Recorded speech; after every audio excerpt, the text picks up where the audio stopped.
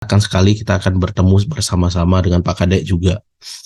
Nah, kemudian, karena ini berempat ya, seperti yang saya sampaikan minggu lalu ya. Artinya kalau kita bikin presentasi untuk diri sendiri kan agak lucu juga ya kesannya ya. Makanya kemarin saya minta adik-adik untuk membuat presentasi. Saya sengaja memang tetap minta seperti itu agar adik-adik ada proses belajarnya. Jadi yang kita akan lakukan di sini lebih banyak ke diskusinya ya. Diskusi terkait apa yang sudah adik kerjakan. Nah, kita akan menyamakan persepsi terkait apa yang sudah dipelajari. Kemudian kira-kira nanti untuk tugas berikutnya seperti apa. Jadi kayak alur lokakarya jadinya gitu ya. Nah, sekarang penyamaan persepsi, membahas mengenai arah tugas, kemudian kita bahas tugasnya di minggu berikutnya gitu ya, secara umum ya nanti. Nah, setelah saya cek adik-adik, kayaknya ada satu komponen yang kelewatan ya. Saya kirimkan materi tentang media digitalnya, nampaknya itu tidak tersentuh ya. Nah, padahal kita akan membahas pada pertemuan kali ini, kita berbicara mengenai media digital. Entah memang tidak dibikin, tapi sudah dipelajari atau bagaimana. Nah, saya harus konfirmasi itu dulu adik-adik. Ya, karena itu teorinya masih teori umum. Adik-adik memang perlu membaca itu. Ya. Nah, silakan kita akan memulai sharing ya, jatuhnya di sini ya. Kalau mengajar ya gimana rasanya ngajar berempat ya, karena ini ruangnya ruang kecil ya, kita lebih enak kalau kita lakukan diskusi saja gitu ya. Nah, dari dua materi yang sudah saya sampaikan kepada adik-adik ya. Sebenarnya pertama itu kan ada berbicara mengenai pengantar media digital, kemudian yang adik buat presentasinya itu adalah prinsip desain media digital. Jadi ketika kita berbicara media digital, apapun itu, entah e-learning, entah itu program aplikasi, kemudian apapun itu yang berbau dengan media-media digital, itu prinsip desain itu harus selalu dipegang.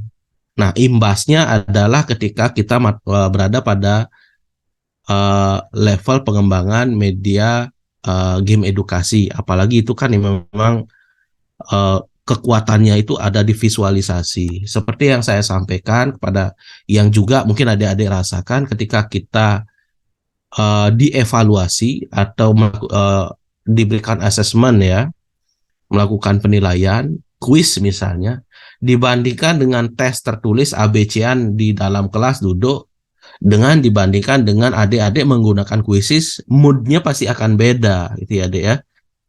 Nah, salah satu faktornya kan kita bisa merasakan bahwa secara visual itu sesuatu yang menyegarkan, itu akan membuat kita rileks pikirannya.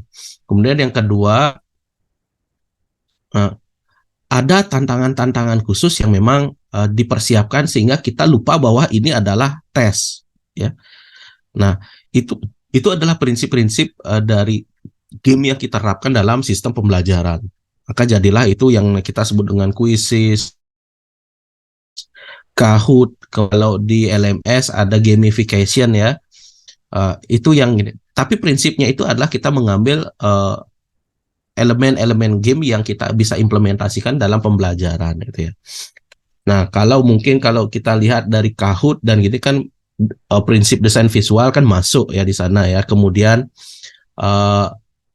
elemen-elemen game seperti tantangan, ya leaderboard yang seperti yang gitu ya. Ketika adik-adik diberikan view bahwa adik-adik itu ada di passing grade yang mana, ini levelnya, apakah Ari itu dapat poin tertinggi dibandingkan teman-teman yang lain, ataukah sebaliknya dibandingkan Ajus atau Yudi atau Ezra gitu ya. Nah, ini hal-hal yang seperti ini yang elemen game yang sering kali menjadikan kita itu termotivasi untuk melakukan sesuatu. Prinsipnya adalah kita mengikuti teori belajar behavior ya. Kalau adik-adik kan dulu paradigma pembelajaran, teori belajar kan ada teori belajar konstruktivistis, ada teori belajar behavior. Nah, teori belajar behavior yang masuk ke ranah game edukasi ini adalah reinforcement tadi ya. Ketika kita belajar harus ada tantangan dan juga ada feedback atau ada upah yang harus kita dapatkan gitu ya adik-adik ya. Nah, jadi prinsip-prinsip seperti itu yang diambil oleh game di dalam penerapannya dalam konteks belajar gitu ya adik-adik ya. Nah, kemudian itu sebagai pengantar ya adik-adik ketika kita berbicara mengenai game edukasi. Dan sebenarnya dari apa yang saya sampaikan tadi, adik-adik sudah bisa menangkap sebenarnya kalau nanti di perjalanan berikutnya, di pertemuan berikutnya kita akan membahas mengenai elemen-elemen game. Ya seperti apa. Nah, sehingga nanti ketika adik-adik nanti mengembangkan game edukasi berdasarkan hasil analisis, itu adik-adik bisa memanfaatkan elemen-elemen game yang mana saja. Sehingga dia terkonstruksilah game yang memang sesuai dengan kaidah-kaidah prinsip visualisasi, prinsip desain, dengan prinsip-prinsip yang diterapkan seperti penerapan elemen-elemen game tadi, gitu ya. Nah, tapi kita harus berbicara bertahap dulu, gitu ya. Nah, berdasarkan apa yang sudah adik pelajari, gitu ya. Jadi saya memberikan 2 topik, gitu ya. Topik mengenai pengantar media digital, ya. Kemudian topik kedua adalah prinsip ya, prinsip desain media digital. Kira-kira bisa dipaparkan apa yang sudah adik tangkap ya, terutama yang poin pertama ya, terkait dengan pengantar media digital. Nah, jadi nanti ke depannya saya lebih banyak klarifikasi hasil belajar ya. Saya memberikan konten kepada adik-adik, silakan adik-adik pelajari. Kenapa saya selalu minta luaran belajarnya apa? Ya paper, tapi paper itu adalah ringkasan ya, bukan bikin pendahuluan, isi penutup, tidak seperti itu. Tapi apa yang sudah adik pelajari itu dijadikan sebuah paper ringkasan ringan gitu ya, untuk menunjukkan hasil belajarnya adik-adik gitu ya. Nah, mari adik-adik silakan apa yang sudah bisa adik-adik artinya cerna gitu ya terkait dengan pengantar media digital gitu ya. Sebelum kita masuk ke prinsip desainnya dulu. Setelah itu.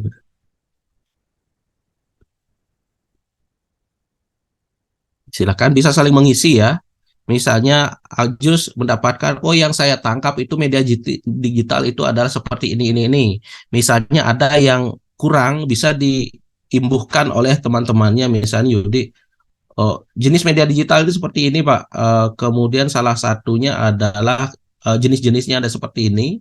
Contohnya ini. Atau mungkin ada yang lain. Kalau media digital itu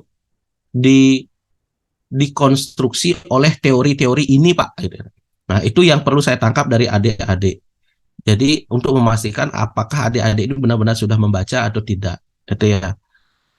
Kan kebanyakan mahasiswa itu adalah lebih tertarik dengan prakteknya dan seringkali melupakan prinsip dan teorinya. Padahal sebenarnya ketika kita mengembangkan produk, itu teori itu harus sejalan dengan praktek, sehingga apa yang kita praktekkan itu secara prinsip-prinsip dan kaidah itu bisa matching dengan tujuan yang akan kita sasar gitu ya adik-adik ya.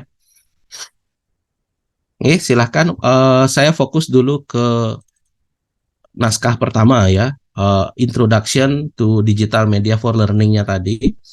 Kira-kira apa saja yang sudah bisa adik tangkap. Nah, ini kan sudah jelas kalau adik-adik lihat di buku yang saya sharing, itu kan ada capaian yang ingin disasar kan. Yang pertama itu kan mendefinisikan multimedia dan media digital itu apa, itu kan. Kemudian menjelaskan atau mendeskripsikan media digital solusi ya, solusi media digital itu apa saja yang bisa kita jadikan sebagai solusi dalam proses pembelajaran, kan begitu ya bunyinya ya. Kemudian uh, kalau berbicara di sini list best practice dalam membuat educational experience using media digital. Jadi best practice dalam membuat penggunaan dari media digital. Tapi itu saya bisa skip. Itu adalah pengalamannya adik-adik nanti yang saya akan bicarakan. Nah kemudian uh, list benefit and challenge to integrating digital media for learning. Jadi list atau daftar keuntungan dan tantangan bagaimana kita bisa mengintegrasikan media digital dalam proses pembelajaran. Nah, mungkin poin review multimedia kompetensi ya for instructional technology itu arahnya ya prinsip multimedia ya, prinsip multimedia yang seperti yang saya sampaikan tadi. Nah, mari kita berbicara tentang definisi multimedia dan digital learning gitu ya. Berdasarkan apa yang sudah adik baca, kira-kira apa yang bisa adik-adik tangkap terkait dengan multimedia dan digital learning ini?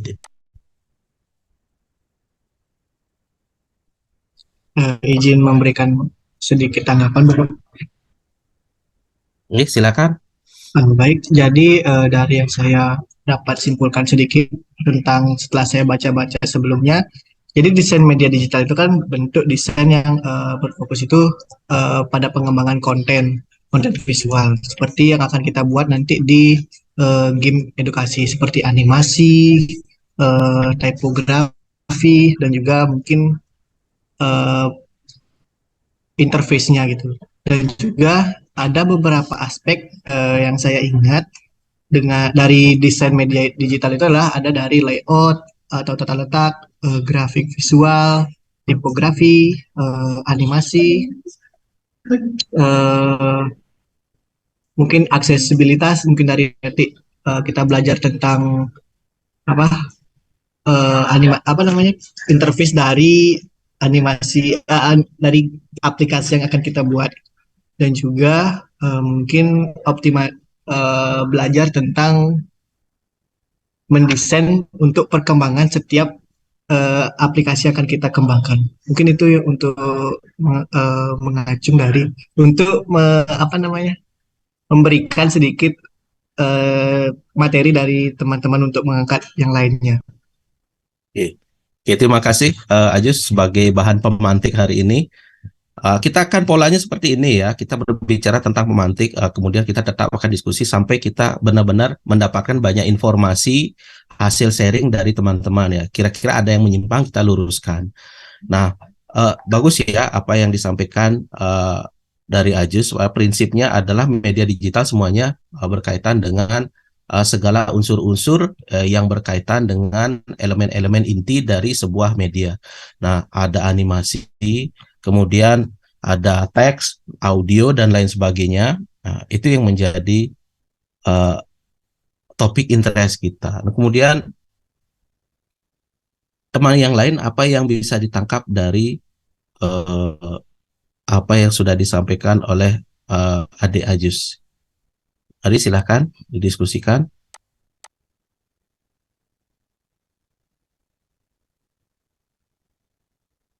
Ya, silahkan Di Ajus. Sorry, Yudi.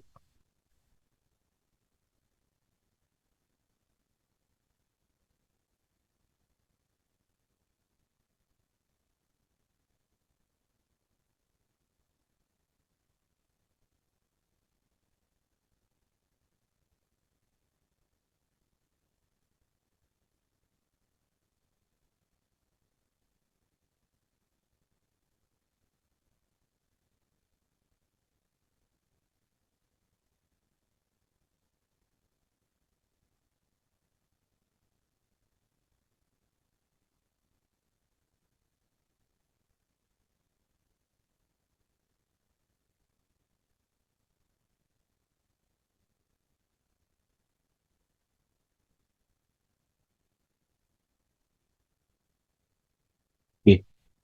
Baik, terima kasih, Dek. Yudi ya. Nah, kemudian teman-teman yang lain silakan, Ari Lesmana dan Ezra. Izin menambahkan, Izin Pak. Bapak. Oke, silakan di Ari dulu. Baik, untuk izin menambahkan untuk bagian digital learning sendiri itu, pemahaman saya itu untuk sebagai cara untuk memanfaatkan teknologi untuk menarik peserta didik dalam memahami suatu pembelajaran, Pak, dan mengurangi beban siswa dalam proses pembelajaran. Setelah saya baca. Terima kasih. Gimana? Terputus-putus tadi, Dek. Baik, untuk izin menambahkan untuk digital learning-nya sendiri itu sebagai cara untuk memanfaatkan teknologi untuk menarik peserta didik dalam memahami suatu pembelajaran dan mengurangi beban siswa dalam proses pembelajaran tersebut, Pak. Terima kasih. Oke, jadi satu strategi ya, Dek bilang ya, teknik strategi untuk bagaimana meringankan beban peserta didik dalam menerima informasi ya. Oke. Selanjutnya Esra Purba. Baik, Bapak izin berpendapat. Nah, kalau menurut saya, sepengetahuan setelah mempelajari dari topik-topik yang Bapak berikan kemarin itu, media media digital itu bisa menjadi eh, sebuah penekanan terhadap pembelajaran, sehingga peserta didik itu dapat lebih mudah memahami materi. Nah, dengan adanya media digital ini juga dapat mengembangkan pengetahuan peserta didik itu sendiri. Karena dengan ada media digital ini, seperti yang disebutkan teman-teman tadi, terdapat elemen-elemen. Jadi dengan adanya elemen-elemen ini, para peserta didik itu dapat eh, semakin terinspirasi dan juga semakin merasakan, dan juga semakin bisa melihat contoh-contoh dari materi yang telah disampaikan oleh tenaga pendidik seperti itu, Bapak. Oke, terima kasih. Jadi poinnya hampir mirip dengan Ari ya. Jadi bagaimana strategi untuk memudahkan siswa untuk belajar, itu poinnya itu ya. Nah, jadi itu tujuan dari media digital. Jadi dari 4 mahasiswa ini, yang bisa saya tangkap adalah apa yang sudah bisa diterima oleh mahasiswa itu adalah pertama, media digital itu adalah sebuah strategi atau sarana atau strategi di dalam memudahkan siswa untuk menerima informasi ya. Nah, kemudian yang kedua, di dalamnya itu tentu ada unsur-unsur yang bisa mendelivery ya, mendelivery informasi menjadi sesuatu komponen yang mempermudah bagaimana siswa itu berpikir sehingga lebih mudah untuk ditangkap. Nah, seperti yang disampaikan oleh Ardina dan Yudi tadi. Nah, oke. Berbicara mengenai elemen, nah ini kan sehingga kita bisa simpulkan bahwa media digital itu ya sebenarnya unsur-unsur yang ada di dalamnya kan sesuai dengan apa yang disampaikan buku itu sebenarnya kan lebih banyaknya itu adalah bagaimana kita berbicara sistem untuk mendeliver konten, baik itu dalam bentuk teks ya, animasi, namun dengan cara yang efektif ya, sehingga inilah yang menyebabkan kenapa adik-adik ketika berbicara konten digital sangat penting sekali berbicara mengenai prinsip desain ya, prinsip desain visual ya, prinsip desain visual, prinsip desain informasi dan lain sebagainya. Nah, saya sudah menyampaikan kepada adik di sana ada lima prinsip desain yang memang harus dikuasai, utamanya ketika kita berbicara mengenai desain, prinsip desain ya, desain penyampaian informasi pembelajaran ya.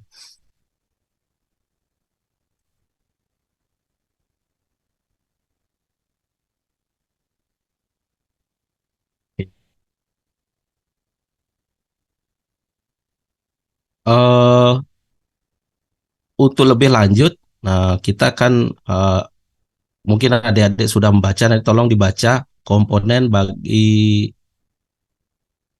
nah ini jenis-jenis dari media digital ya, di media digital media solutionnya, itu kan seperti yang sebentar ya.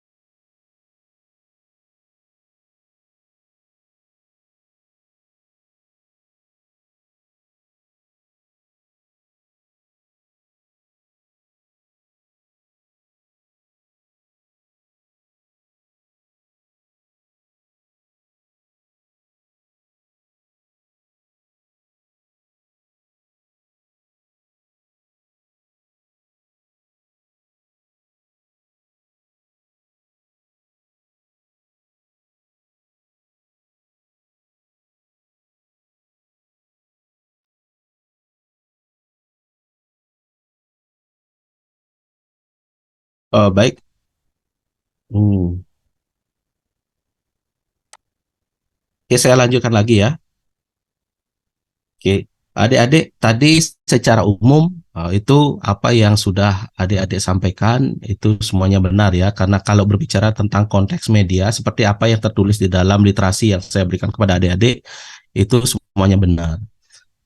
Dan harapan saya adik-adik untuk memperdalam konten itu mohon dibaca dengan cermat ya.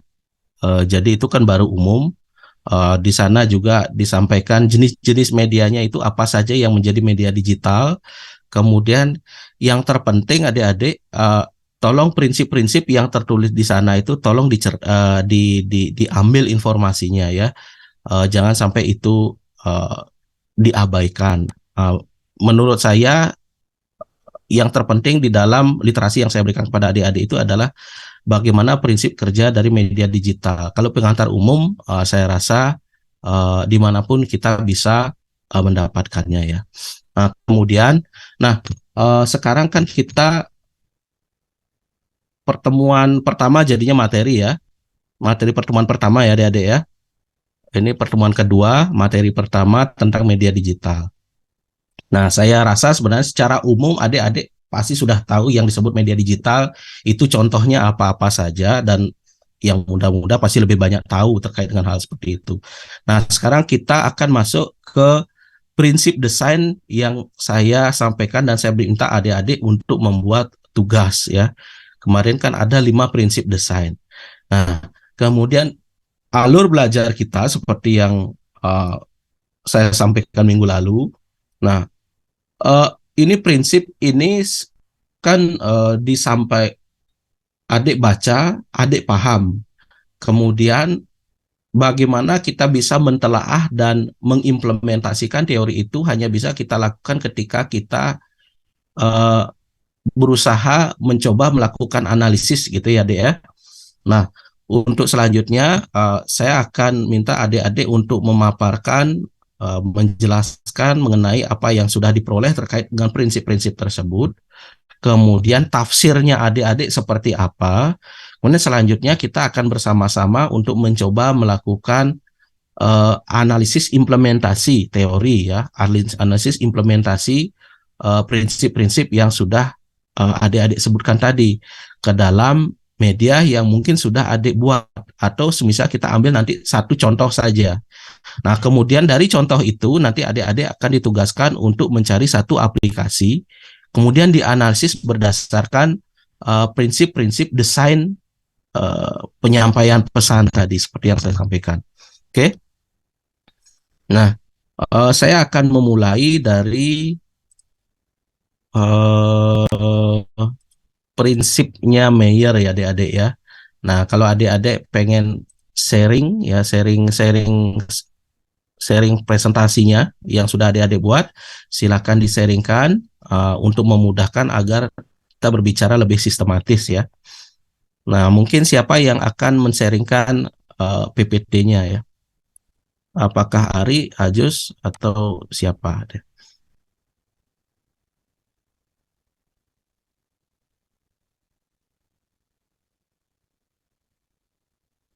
Kita berbicara dari sana ya, poin per poin ya.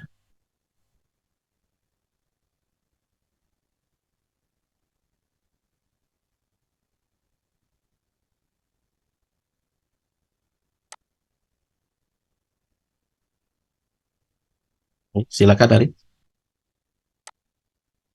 Sebentar Pak, maksud saya unduh dulu di laptopnya itu.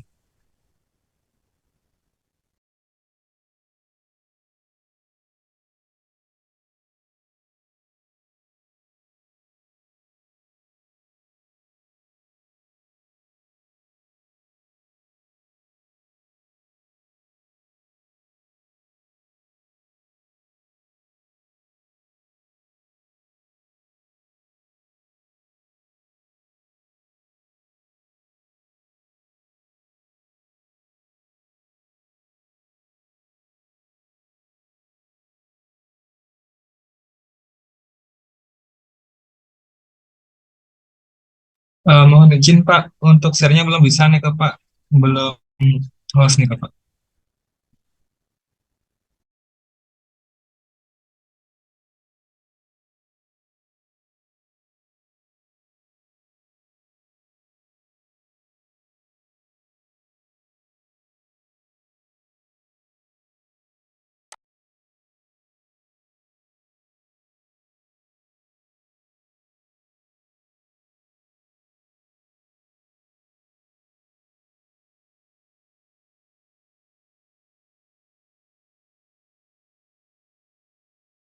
Silahkan siapa yang mau mempresentasikan terlebih dahulu. Setelah ini kita akan lakukan diskusi ya.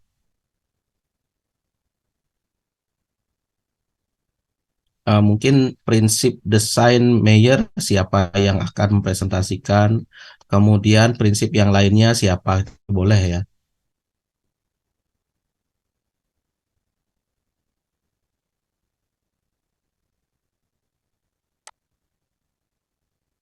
Silakan, atau dari Yudi dulu atau dari Ari. Boleh, silakan.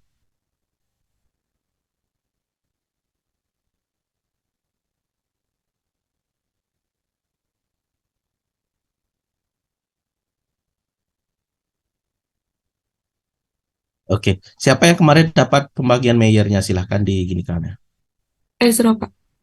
Oke, silakan Esra ya. Baik, Bapak, di sini saya izin menjelaskan prinsip desain oleh Mayer. Nah, prinsip desain oleh Mayer ini terdapat 4 prinsip. Maksudnya terdapat 7 prinsip. Yang pertama yaitu multimedia.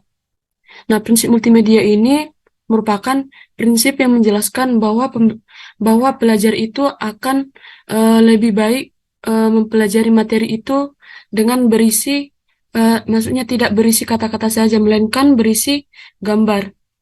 Nah, untuk selanjutnya yaitu prinsip kontigu, kontigui, konti, contiguity principle atau kedekatan ruang. Continuity principle ya, ini salah ya. Continuity gitu ya. Continuity principle atau kedekatan ruang. Nah, pada prinsip ini kedekatan antara teks dan gambar maupun objek itu harus sesuai.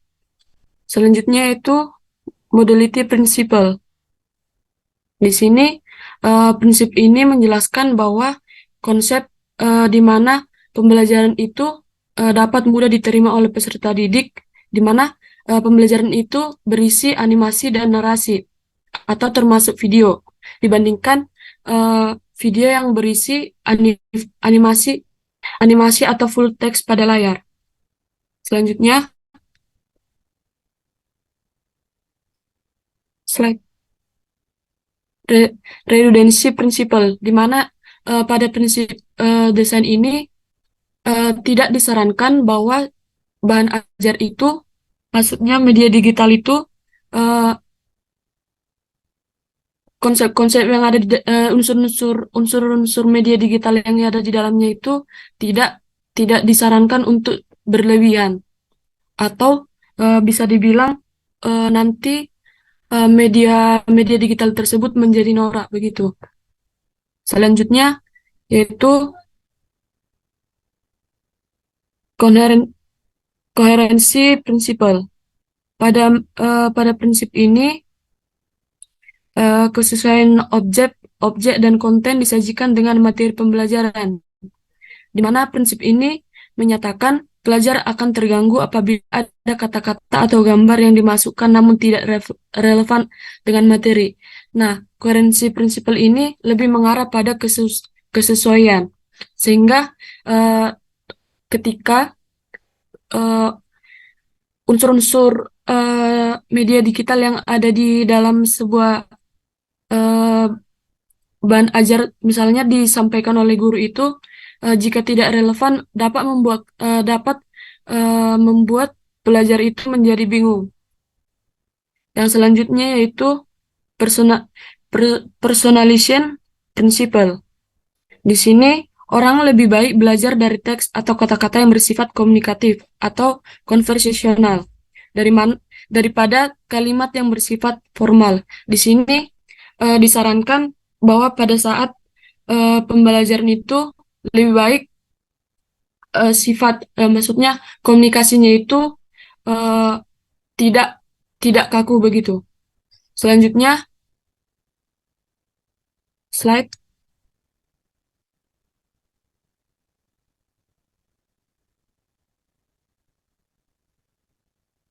segmenting segmenting and pre-training. Nah, di sini prinsip segmentasi Prinsip segmenting atau segmentasi di sini mengacu pada konsep di mana seseorang akan belajar lebih baik ketika pelajaran disajikan secara terpisah atau bersub-sub begitu. Nah, selanjutnya yaitu pre-training. Prinsip pra-pelatihan, yaitu seorang belajar lebih baik dari suatu multimedia ketika telah memiliki pengetahuan dasar mengenai nama dan karakter yang disajikan dalam multimedia.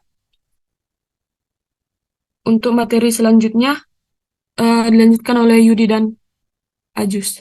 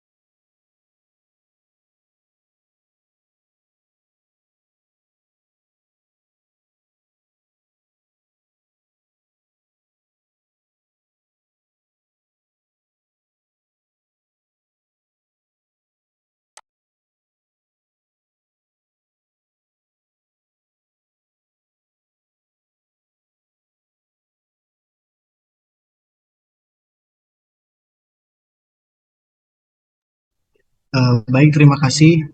Saya izin melanjutkan dari pemaparan Yudi, yaitu adalah yang ketiga itu learner karakteristik, yang dimana karakteristik pembelajar itu dapat sangat bervariasi, termasuk usia, sebentar, termasuk usia, latar belakang, pendidikan, gaya belajar, kemampuan, dan juga preferensi individu. Lalu terdapat tiga aspek juga. Yang pertama itu adalah prior knowledge atau eh, prinsip desain pionir ini dapat membantu menciptakan pengalaman pembelajar yang lebih relevan, efektif, dan terkait dengan peserta didik dengan memahami pengetahuan awal peserta didik. Instruktur atau desainer pembelajar yang menyesuaikan pendekatan mereka untuk meningkatkan pemahaman dan retensi informasi yang baru dipelajari. Lalu yang kedua itu adalah spatial ability atau prinsip desain berdasarkan kemampuan spesial. Itu adalah bagian penting dalam merancang produk, lingkungan, dan pengalaman yang dapat diakses dan dimengerti oleh berbagai individu, termasuk mereka yang mungkin memiliki tantangan atau perbedaan dalam pemahaman spesial mereka. Dengan mempertimbangkan kemampuan spesial dalam desain, kita dapat menciptakan pengalaman yang lebih inklusif dan efektif bagi semua pengguna. Lalu yang ketiga itu adalah visual literasi skill atau kemampuan literasi visual, prinsip desain yang tepat dapat membantu dalam menciptakan komunikasi visual yang kuat dan efektif, baik itu dalam presentasi, media sosial, desain grafis, dan juga bentuk komunikasi lainnya. Nah, selanjutnya adalah prinsip literasi visual oleh Lore, yang dimana konsep literasi visual ini didefinisikan sebagai kemampuan untuk menafsirkan gambar sekaligus menghasilkan gambar untuk mengkomunikasikan ide dan konsep. Nah, pembuatan instruksional visual itu dapat memudahkan pembelajar untuk mengidentifikasi atau menseleksi, mengorganisasi, atau membuat integrasi, kesimpulan, atau suatu yang dapat dipelajari. Nah, ada tiga bagian. Yang pertama itulah seleksi prinsip. Ini melibatkan pemilihan elemen visual yang tepat untuk menyampaikan pesan yang diinginkan. Penting untuk memilih visual yang relevan, jelas, dan menarik. Dan yang kedua itu adalah mengorganisasikan. Prinsip ini melibatkan pengorganisasian elemen visual dengan cara yang logis dan bermakna. Nah, penting untuk menggunakan tata letak, hierarki, dan juga pengelompokan untuk menciptakan visual yang jelas dan mudah dipahami. Lalu mengintegrasikan. Nah, prinsip ini melibatkan pengintegrasian elemen visual dengan teks untuk menciptakan pesan yang kohesif. Penting untuk menggunakan visual yang melengkapi teks dan meningkatkan maknanya. Nah, selanjutnya akan dilanjutkan dari Ari Lesman.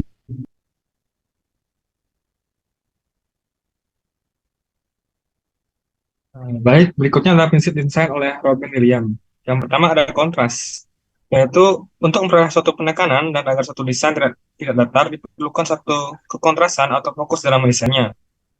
Berikutnya ada repetition, yaitu prinsip pengulangan. Adalah suatu prinsip yang digunakan untuk mengulang unsur elemen yang sama dalam beberapa slide untuk keseluruhan slide. Berikutnya yang ketiga ada alignment atau sejajaran. Adalah suatu prinsip yang digunakan untuk mengharmonisasikan tampilan slide dengan cara menempatkan unsur atau elemen slide secara beraturan.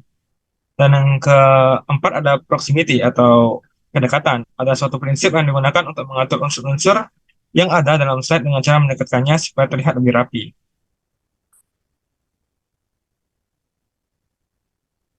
Berikutnya adalah prinsip desain universal. Dibagi menjadi 5 bagian. Yang pertama adalah highlighting, influence how design is perceived. Berikutnya ada help people learn from design. Berikutnya ada enhance the usability of the design. Yang keempat ada increase the appeal of design. Dan yang terakhir ada make better design decision. Untuk influence how design is perceived atau ini dibagi menjadi 3 juga, yaitu yang pertama ada highlighting, closure, dan proximity. Untuk highlighting sendiri adalah cara yang digunakan desainer untuk mempengaruhi memandang dalam desain mereka dengan menarik perhatian pada informasi penting, batasan, skema, dan warna, juga informasi penting. Berikutnya ada closure, yaitu digunakan untuk membuat kita memahami objek atau pola dengan menggunakan informasi paling sedikit dalam desain grafis. Penutupan sering digunakan untuk membuat orang lain memahami pola atau objek dengan menggunakan detail atau informasi sedikit mungkin. Berikutnya ada proximity. Adalah prinsip desain visual yang mempengaruhi bagaimana desain dipersepsikan. Berikutnya kita ke bagian di help people to learn from design. Dibagi menjadi 3 juga. Yang pertama ada advanced organizer, adalah materi pengantar yang relevan disajikan sebelumnya dalam format teks, grafik, atau informasi apapun. Berikutnya ada chunking, yaitu prinsip desain visual dengan memberikan potongan kecil yang berbeda pada sebuah bervariasi. Dengan menyajikan potongan konten ini, desainer dapat mempermudah pemindaian bagi pengguna dan memudahkan pengguna dalam belajar. Berikutnya ada comparative research, yaitu metode yang melibatkan pembandingan 2 hal atau lebih untuk mengidentifikasi persamaan dan perbedaan. Dalam konteks desain, penelitian komparatif dapat digunakan untuk mengevaluasi aktivitas solusi desain yang berbeda. Berikutnya ada enhanced visibility of designs. Yang pertama ada the 18 and 20 rules, juga dikenal sebagai prinsip Pareto, menyatakan bahwa 80% dampak suatu proses berasal dari 20% upaya yang dilakukan. Dalam konteks desain, aturan 80/20 dapat digunakan untuk meningkatkan kegunaan dengan berfokus pada elemen penting dalam sebuah desain. Yang kedua ada enhancing the accessibility of design. Dapat sangat meningkatkan kegunaannya dengan menciptakan desain yang sangat inklusif dan mempertimbangkan aksesibilitas sejak awal. Menggunakan teknik penggunaan dan melibatkan orang-orang nyata dalam desain, desainer dapat menciptakan desain yang lebih adaptif dan menarik yang memenuhi kebutuhan beragam pengguna. Berikutnya ada the inverse pyramid atau prinsip piramid terbalik, adalah gaya penulisan yang menjadikan informasi dan dalam urutan kepentingannya, dengan informasi itu penting sajikan terlebih dahulu. Berikutnya ada increase the appeal of design. Sebelumnya izin mengkonfirmasi Pak untuk bagian ini terkait dengan bagian point baby tersebut, karena setelah saya cari di internet itu saya rasa informasi yang saya dapatkan tidak valid dan saya belum menemukan materi yang sesuai dengan poin tersebut, point baby terutama Pak. Baik. Terima kasih. Baik, yang pertama ada converting elements of to babies, dapat meningkatkan daya tarik dengan satu desain dengan menciptakan suasana yang lucu, hangat, dan mengundang. Berikutnya ada the golden ratio, adalah cara yang digunakan desainer untuk meningkatkan daya tarik desain mereka dengan menciptakan komposisi visual yang seimbang dan estetis. Yang ketiga ada framing, adalah cara yang digunakan desainer untuk meningkatkan daya tarik desain mereka dengan menggunakan pemikiran dalam fotografi, desain persuasif, tata letak, dan tipografi. Berikutnya yang terakhir adalah make better design decision, yaitu dibagi menjadi cost benefit analysis yang dapat digunakan untuk membuat keputusan desain yang lebih baik dengan mengidentifikasi biaya dan manfaat, menetapkan jumlah atau nilai masing-masing, meningkatkan biaya dan manfaat, dan mengukur metrik non finansial. Desainer dapat membuat keputusan yang tepat yang kemungkinan besar akan berdampak positif dalam pengalaman pengguna. Berikutnya yang kedua ada the principle of from follow function, dengan berfokus pada fungsionalitas, menghindari ornamen yang tidak perlu. Berikutnya ada the hierarchy of needs, dapat digunakan untuk membuat keputusan desain yang lebih baik dengan mengidentifikasi dan memprioritaskan kebutuhan pengguna. Baik, demikian Pak untuk waktu, saya kembalikan ke Pak. Baik, terima kasih untuk adik-adik. Nah, tadi saya sudah lihat bagaimana adik-adik menyampaikan informasinya ya. Ada yang saya lihat, kalau saya perkirakan ya, mungkin ada yang komponen yang adik sebutkan mungkin sudah dirasa, oh saya paham. Namun ketika menyampaikan ada poin yang memang adik merasa ragu-ragu ketika menyampaikan informasi tersebut ya. Nah, sebelum saya akan mengajak adik-adik berdiskusi, saya akan meng-highlight beberapa informasi yang saya minta untuk adik-adik kembangkan ini ya. Jadi adik-adik mencari instruksinya. Nah, dari 5 teori atau 5 prinsip desain yang sudah adik-adik buat, saya tugaskan kepada adik-adik, ada satu yang memang sifatnya universal sekali adik-adik ya. Nah, makanya itu disebut prinsip universal. Nah, kenapa dimaksud prinsip universal? Karena itu memang lebih mengarah ke rekomendasi-rekomendasi adik-adik ya. Nah, dari mana asal datang rekomendasi itu? Nah, kalau adik-adik cermati, coba adik Ari lihat poin dari instruksi 1 sampai instruksi terakhir, semuanya berkaitan dengan teori-teori yang sebelum-sebelumnya. Nah, karena apa? Karena ini adalah teori universal, ini adalah teori yang berkaitan dengan advertising kenanya, ya. Jadi rekomendasi-rekomendasi bagaimana caranya menarik minat audience atau siapapun atau customer, kemudian bagaimana kita bisa menghasilkan desain yang memang bagus namun dengan cost benefit yang tidak terlalu banyak gitu ya. Jadi ini memang arahnya adalah untuk advertising ya. Jadi kenapa itu disebut universal. Namun yang paling prinsip adalah 4 desain yang sebelumnya ya. Seperti yang disebutkan tadi, ada dari prinsipnya Robin Williams, ada prinsipnya siapa lagi? Robin Williams. Nah, saya juga dulu pernah menyampaikan informasi itu ke mahasiswa pertukaran pelajar ya dulu sempat. Kemudian ada prinsipnya Mayer, ada William, kemudian prinsip desainnya Clark and Lyon, kemudian prinsip literasi visualnya Lore ya. Nah, kemudian mari kita berbicara satu persatu terkait dengan prinsip dari pakar-pakar desain ini ya. Nah, ketika kita berbicara, kita masuk ke topiknya prinsipnya Mayer ya. Ada 7 ya, 7 prinsip dasar di dalam mengembangkan aplikasi digital atau yang berkaitan dengan desain visual ya. Yang pertama, prinsip desain Mayer itu berbicara tentang multimedia. Gitu ya. Dari sepenangkapan adik-adik, apa itu multimedia yang disebut oleh Mayer ini kira-kira? Gitu.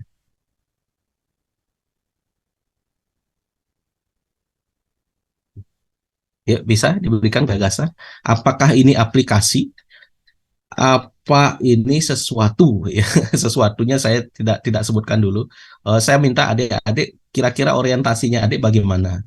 Apa yang adik-adik bisa tangkap dari apa yang disebut oleh Mayer prinsip dari multimedia ini? Lalu apakah itu multimedia yang disebut oleh Mayer ini?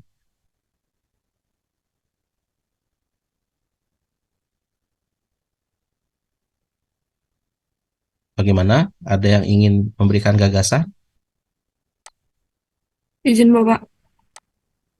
Oke, siapa? Esra ya duluan ya tadi ya. Izin memberi pendapat Bapak. Kalau menurut saya tadi pada prinsip Mayer ini lebih menekankan pada gambar dan juga maksudnya teks dan gambar sehingga di sini peserta didik dapat melihat atau merasakan apa intisari dari teks tersebut. Begitu Bapak. Berarti ini benda ya. Menurut Esra yang disebut oleh Mayer ini adalah benda ya. Kemudian yang lain bagaimana? Apakah ini benda? Benda basic seperti teks, audio, visual, ataukah ini semacam aplikasi gabungan, atau ini adalah cara kerja otak? Coba dibaca lagi ya. Nah, Izin menjawab Pak. oke silakan Arina. Kalau dari saya mungkin lebih kepada strategi dari penempatannya. Seperti kayak tadi itu dah tipografinya gambar seperti itu untuk memudahkan mungkin. Mungkin itu dari saya. Ya, tata letak ya. Oke, yang lain apakah sama? Kalau kebetulan sama sampaikan aja sama. Kalau bedanya di mana gitu ya. Ini silakan Dek Yudi.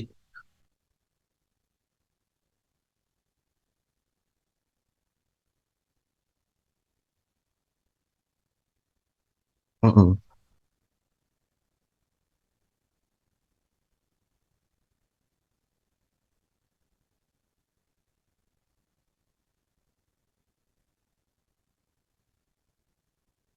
Oke, terima kasih ya. Itu pendapat-pendapat adik-adik ya.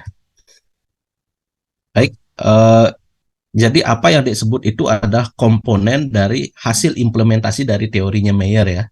Jadi tata letak teks, kemudian audio itu semuanya adalah hasil implikasi dari teorinya Mayer.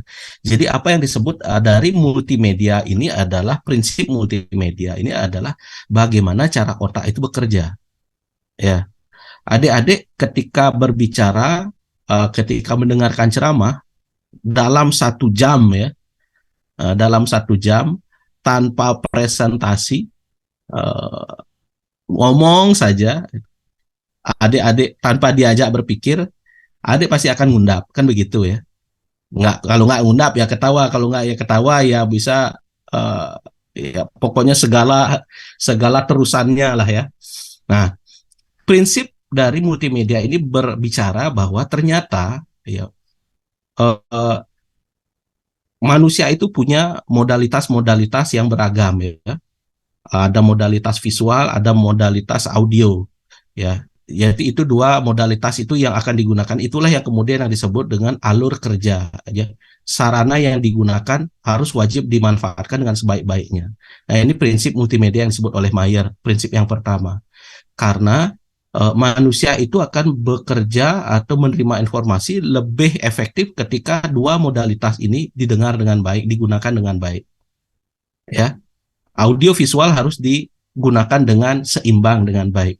Visual saja belum tentu akan menciptakan informasi yang baik. Jadi harus ada konfirmasi dari pendengaran gitu ya. Begitu juga pendengaran tanpa ada visual itu tidak akan efektif. Itu kata Meyer ya. Nah, sehingga prinsip yang pertama dari prinsip multimedia learning oleh Meyer itu adalah yang basicnya adalah bahwa sejujurnya sebenarnya ada manusia itu selalu menghasilkan informasi lewat dua modalitas yang saling terintegrasi ya, audio dan visual. Karena apa? Karena alasannya manusia itu pada dasarnya adalah bisa hanya memproses dengan waktu jangka pendek ya. Dengan jangka panjang itu sudah mulai tidak optimal. Gitu.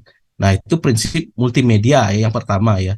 Jadi harus memanfaatkan, tidak boleh satu modalitas saja. Tidak hanya bisa belajar lewat teks saja, namun tidak ada keterangan-keterangan pendukung baik visual atau apapun itu. Gitu ya. Nah, lalu berbicara mengenai prinsip continuity ya adik-adik ya. Nah, ini di mata kuliah multimedia, apakah sudah disampaikan juga? Nah, ini saya akan coba sharing ya, biar gini presentasi saya dulu ya.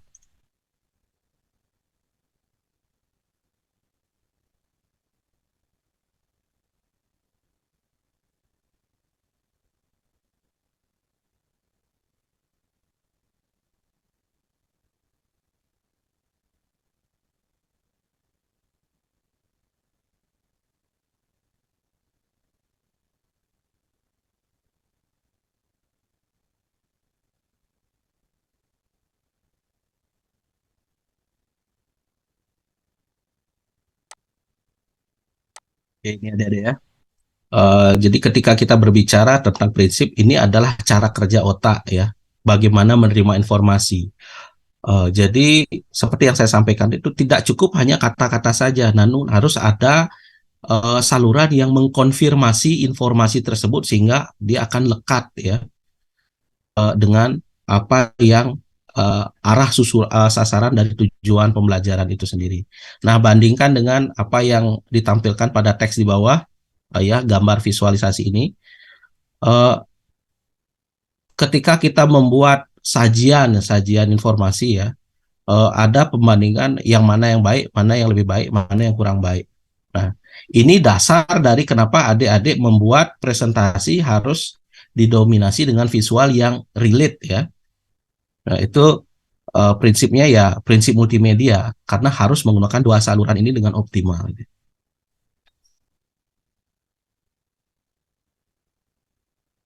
Nah, selanjutnya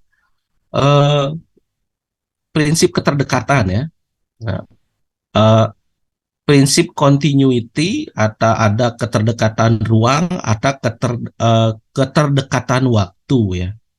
Nah, ini saya akan ada contohnya. Oh ya, saya nggak buatkan contohnya. Nah, prinsip keterdekatan ruang itu, nah, seperti yang adik-adik lihat ini.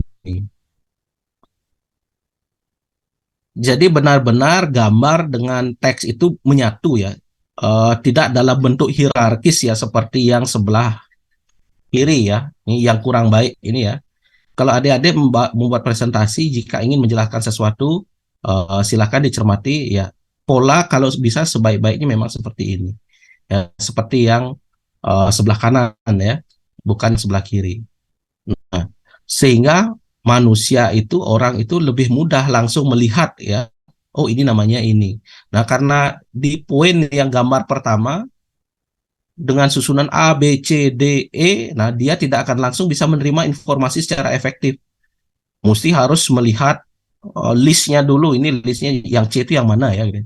Berpikir, ya kalau cuma 5 saja, bagaimana kalau ini jumlahnya lebih dari 10 atau 20 item yang harus dijelaskan.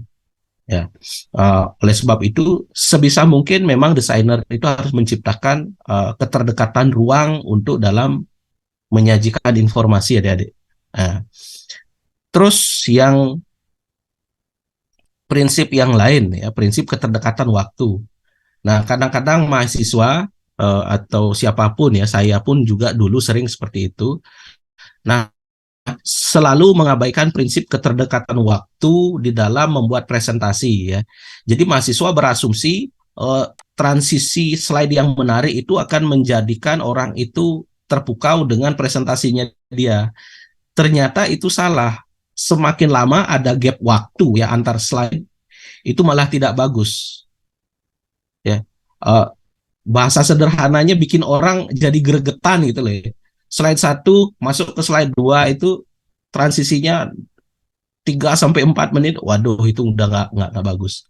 Apalagi misalnya menerangkan sebuah gambar ya, misalnya di gambar yang di atas ya, gambar tengkorak dan gambar otak ini ya. Gambar otaknya dulu muncul, habis itu satu persatu teks midbrain-nya muncul, entah itu 5 sampai 6 detik, habis itu tulisan pons, tulisan medula, basilar arteri yang kayak gitu-gitu, munculnya ada gap waktu yang sangat panjang ya. Itu saya rasa itu tidak akan bagus ya, karena itu akan membuat secara psikologis orang itu sedikit emosional ya, nggak sabaran. Karena pada prinsipnya kan manusia itu ya pengen yang segera-segera gitu ya.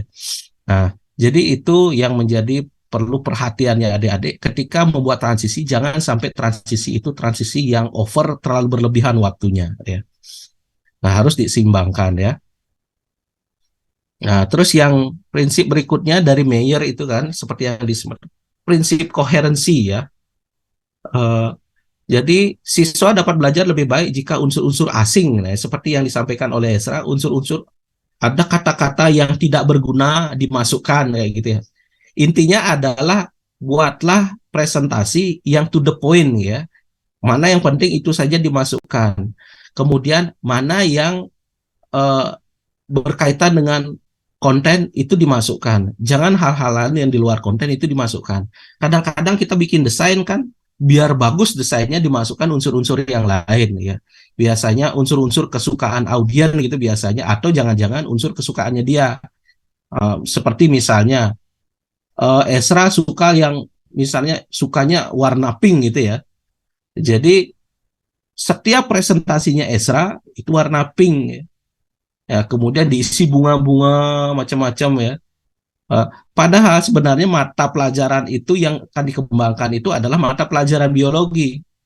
Nah, secara psikologis ketika kita berbicara tentang biologi, kira-kira warna yang identik warna apa ya adik-adik?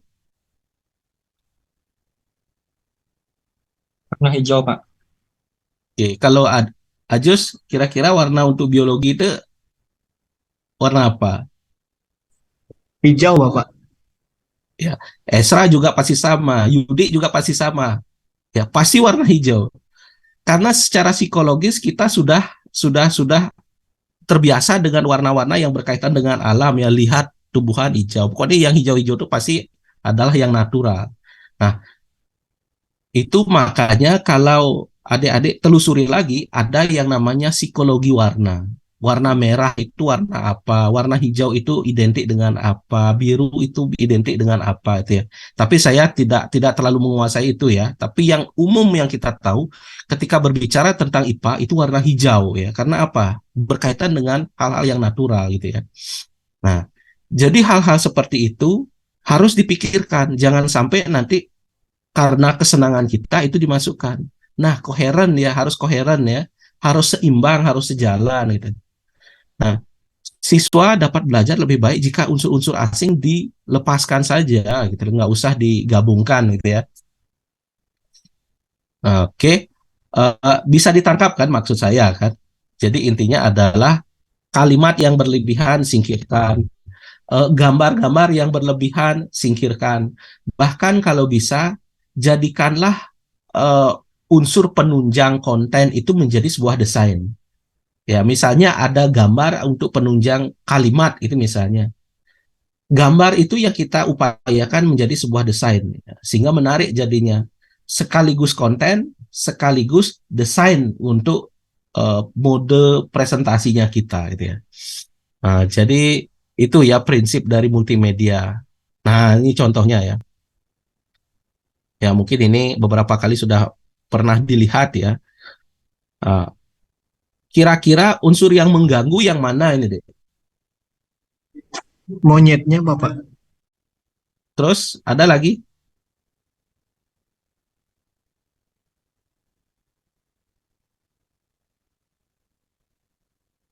Ya, cuma Mungkin monyetnya saja. mobil-mobilnya, Pak. Ya, Mobil-mobilnya, Pak. mobil-mobilnya ya. Kenapa mobil-mobilnya itu mengganggu? Ya, pertama lihat dari bentukan grafiknya ini, visualisasi grafiknya ini kan kecil-kecil deh. Sedangkan warna mobil dengan warna grafik itu mirip, sehingga ini akan mengganggu. Ini secara prinsip koherensi itu nggak bagus ya. Nah, sehingga sebisa mungkin ya buatlah sesuatu yang membuat orang lega. Meskipun kita berbicara tentang mobil, bukan berarti itu harus didompleng semuanya tanpa mengabaikan warna-warnanya. Ya, kontras warna harus diperhatikan juga. Nah, sehingga seperti ini yang semestinya ya. Nah, selanjutnya ketika berbicara mengenai prinsip multimedia, nah ini modalitas ya. Prinsip modalitas tadi disebut prinsip modalitas. Eh, kita punya modalitas yang dua modalitas utama ya, pendengaran dan mata. Nah, sehingga ketika kita membuat narasi text on screen ya disebut di sini ya. Jadi yang dimaksud text on screen itu adalah sesuatu yang ada di layar dan kita bisa nikmati tanpa harus dicetak gitu ya. Nah, sebisa mungkin memang tidak boleh ada redundansi antara penglihatan dengan sesuatu yang dibicarakan. Nah, ini kaitannya dengan redundansi nanti ya. Ah, nih. Nah, tapi yang perlu adik pahami adalah eh, prinsip modalitas itu berbicara bahwa kita itu ada dua elemen indera yang memang bisa dioptimalkan untuk memproses informasi, ya. Nah, kemudian kaitannya dengan redundansi ya. Nah, ketika kita buat text on screen, ya, jangan sampai nanti ada yang bertabrakan. Ya, misalnya dalam kasus ini ya, adik membuat video presentasi mungkin ya. Nah, video presentasinya sudah di presentasinya bikin teks yang panjang, kemudian teksnya dibacakan lagi, kemudian pakai isi teksnya salah baca. Ini itu kan tidak bagus. Nah, oleh sebab itu kalau bisa pilih salah satu dari salah satu contohnya ya, tiga unsur. Ada audio, ada animasi, ada teks ya. Nah, pilih salah satunya, apakah teks dengan audio, ataukah gambar animasi dengan video saja. Nah, kalau ini animasi plus teks, teksnya itu jangan sampai mendominasi ya. Karena kalau ketiga-tiga ini dimunculkan, akan ada redundansi ya, kebingungan mahasiswanya ya. Saya harus simak yang mana, apakah animasi, apakah audio, apakah teksnya, gitu ya. Nah, itu perlu dicermati dengan baik-baik, prinsipnya itu harus digunakan. Berarti apakah saya tidak boleh menggunakan animasi plus teks dan audio, Pak? Padahal video animasi sangat memerlukan hal seperti itu. Nah, kita menggunakan prinsip ini secara bijak ya, adik-adik ya. Nah, ketika kita membuat narasi, jangan sampai narasi itu lagi ditekskan ya. ya. Teks yang dimaksud di dalam animasi itu teks inti saja. Jadi narasinya adalah sesuai dengan narasi yang disebutkan tadi.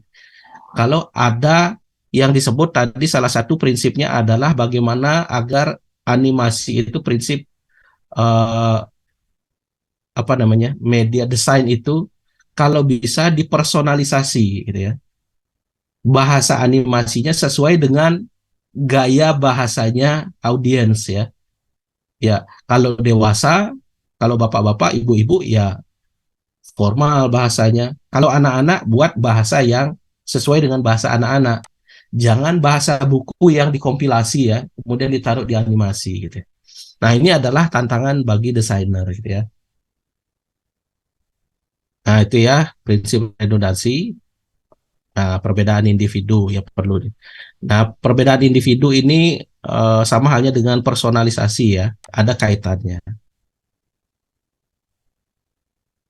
Nah, jadi prinsip perbedaan individu ini berbicara mengenai umumnya kalau orang yang cerdas itu bisa akan menangkap informasi lebih banyak dibandingkan orang yang memang kemampuan kognitifnya lebih level kognitif ya, bukan kemampuan kognitif, level kognitifnya berbeda-beda. Nah, maksud dari level kognitif itu adik-adik harus bisa membedakan level anak TK, level anak SD, SMP, SMA, dan kuliah. Itu harus bisa dibedakan ya. Ini bukan berbicara tentang yang mana yang pintar, mana yang bodoh. Tapi berbicara mengenai anak TK mampunya menerima informasi seperti apa. SD seperti apa. SMP, SMA seperti apa. Makanya kenapa anak STK itu tidak boleh ada teks yang overload ya. Jadi lebih banyak visual ya. Nah, ini dasarnya ya, perbedaan individual. Jadi apa yang dilihat itu biasanya mengimplementasikan teori prinsip multimedia learning ini ya, Adik-adik ya. Nah, kemudian yang bukan terakhir ya. Nah, prinsip personalisasi ya. Nah, implikasi dari personalisasi itu ya, prinsip individual itu adalah prinsip personalisasi. Kalau bisa memang bahasa itu dibikin bahasa yang sesuai dengan tren dan gayanya audiens ya. Jangan formal banget apa yang ada di buku. Misalnya klorofil adalah ini. Gunakan bahasa yang menyenangkan bagi siswa, gitu ya. Itu prinsip personalisasi. Nah, ketika membuat desain, nanti membuat desain game dan lain sebagainya, pertimbangan itu ya, termasuk dalam menyampaikan tujuan pembelajaran, deh ya. Tidak lagi kita berbicara mengenai adapun yang dipelajari dalam materi ini adalah tidak seperti itu lagi prinsipnya, ya. Nah, jadi gunakan bahasa-bahasa yang relevan lah bagi peserta didik. Kemudian yang terakhir adalah prinsip segmentasi dan pra pelatihan ya, pre-training ya dibilang sini. Prinsip segmentasi bilang kalau membuat konten jangan ngefull ya dari awal sampai akhir ya satu bab ya. Tapi mulai dari prinsip-prinsip konten yang paling kecil dulu. Meskipun dia nanti jadi banyak konten, misalnya kalau Dek bikin game ya, kontennya misalnya luas. Bikin dia per sesi-sesi ya. Misalnya sesi 1 kita berbicara tentang apa, sesi 2 berbicara tentang apa. Sesi 1 tentu ada evaluasinya seperti apa, level evaluasinya seperti apa. Sesi 2 juga begitu ya, kontennya tentang apa, kemudian tantangannya seperti apa, soal-soal yang akan dijadikan atau dikompetisikan gitu ya. Nah, itu prinsip segmentasi ya adik-adik. Karena kalau kita belajar sekalian materinya banyak banget, itu akan susah. Nah, kemudian prinsip pra pelatihan atau pre-training ya. Nah, kalau adik lihat di gambar ini ya, ini adalah media simulasi ya. Saya lupa dinaruhnya di mana kemarin itu. Ini adalah media simulasi, simulasi menggunakan mikroskop. Jadi memberikan keterangan-keterangan penunjang, ada petunjuk kerja dan lain sebagainya, itu penting untuk bisa memahami apa yang akan kita kembangkan adik-adik. ya. Makanya ketika adik-adik membuat aplikasi pasti selalu diminta prosedur penggunaan seperti apa, prosedur belajar seperti apa. Itu pre-training ya. Jadi informasi awal untuk mempermudah kita untuk melakukan eksekusi proses. Nah, dalam hal ini misalnya ini yang garis-garis merah ini adalah pre-trainingnya untuk memberikan keterangan ini namanya ini untuk ini ya, untuk itu gitu ya. Kemudian bagaimana cara kerjanya sehingga nanti ketika menggunakan simulasi ini ya siswa tahu caranya mengeksekusi. Misalnya apa yang harus saya lakukan, oh tekan tombol power dulu, kemudian habis itu ambil objeknya gitu ya.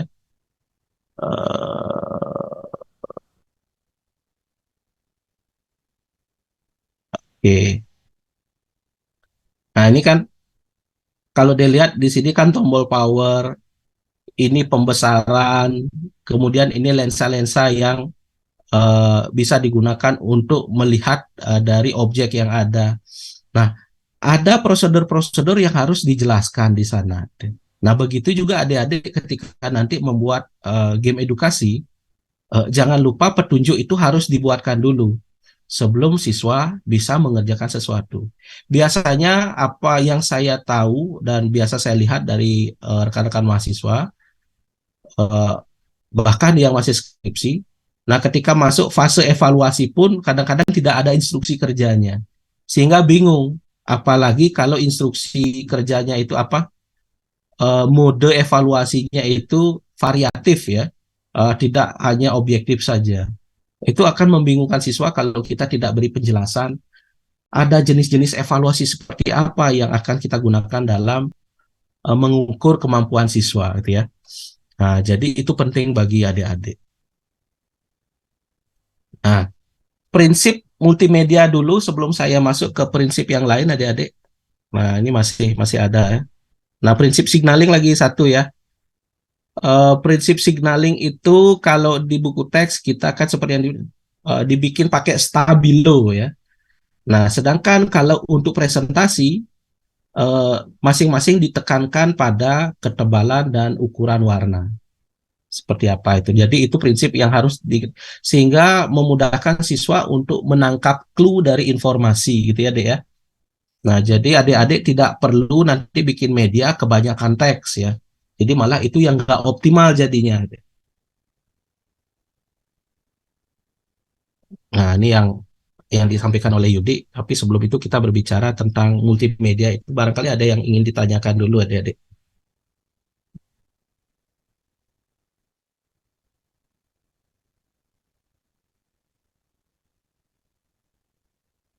Bagaimana?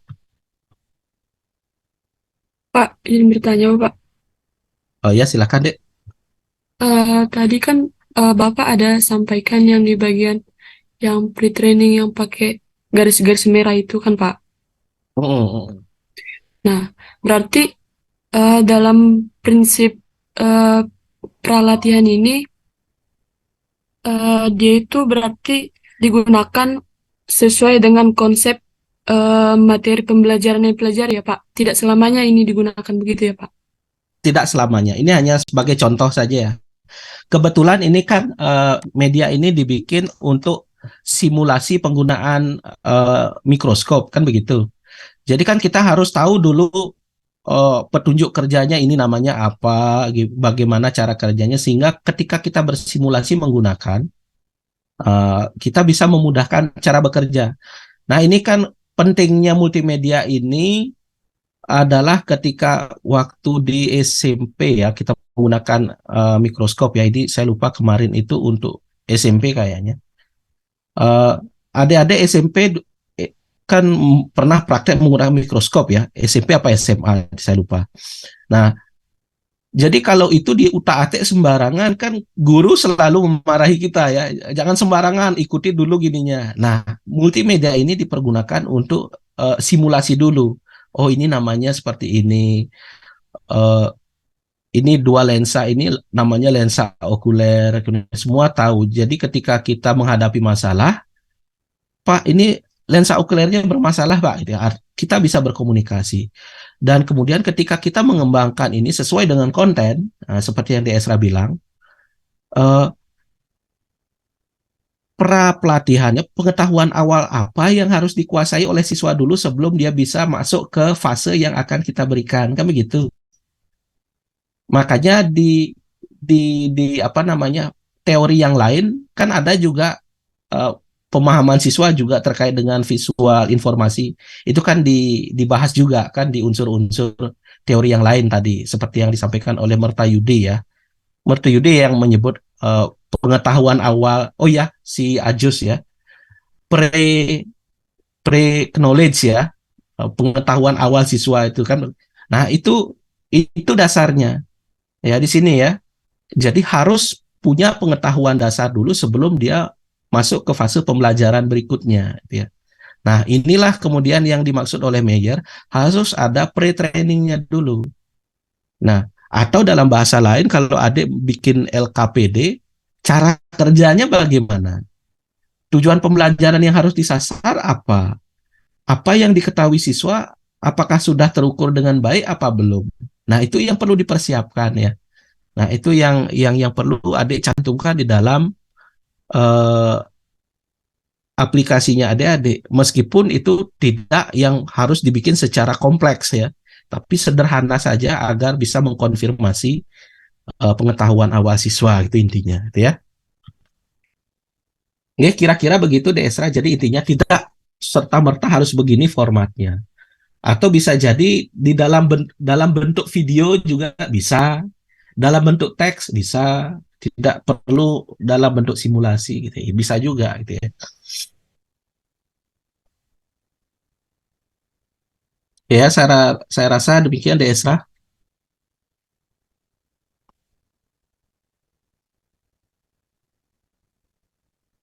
Ada lagi yang ingin ditanyakan terkait dengan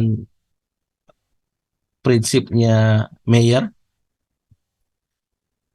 Nah, kalau dalam implementasinya adik-adik ya, prinsipnya Mayer nampaknya prinsip yang paling banyak digunakan oleh eh, orang-orang yang berkecimpung di bidang kependidikan ya. Karena memang dia kan arahnya memang tentang pendidik ini ya. Dan bagaimana cara mendeliver informasi khususnya dalam pembelajaran gitu ya.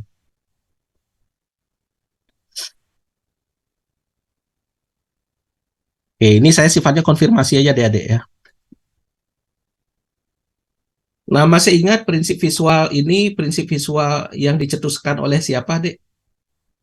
Ada feature of visual, content of goals, kemudian characteristic of learner. Ini prinsipnya siapa ini? Ya,